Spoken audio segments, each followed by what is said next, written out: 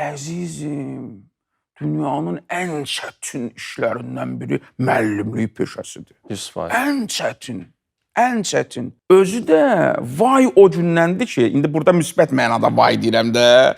Müsbət mənada vay. Vayında iki dənə mənası var, mənfi müsbət. Burada müsbət mənası. Vay o gündəndir ki, sən konkret bir auditoriyaya yox, bütün insanlara danışırsan, yazırsan. Onda artıq empatiya qurmalısan.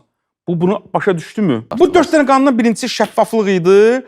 İndi burada deyir ki, misal üçün, əgər meyvə yeməyə özünü adət etdirmək istəyirsənsə, meyvəni gözün qarşısında qoy.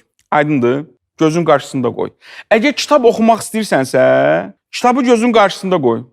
Da kitabı sandığın içində saxlama. O da təsir eləyir. Aydındır? O vərdişə təsir eləyir. Bəli.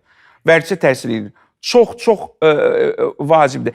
Gözün qarşısında olsun, şəffaf olsun, aydın olsun, yaxın olsun sənə. Aydındır?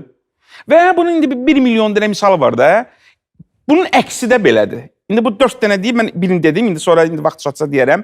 Əksi də belədir. Əgər bir şeydən çəkinmək istəyirsənsə, onu gizlət. Göz qabağında qoyma. Çünki göz qabağında qoysan, vəsvəsə olacaqsan da ki, onu eləyəsən. Göz qabağında o gizlət. Bunda çox... Çünki gözdən iraq olan könüldən də iraq olur da, belə bir şey var. Gözdən uzaq, könüldən iraq, bəli.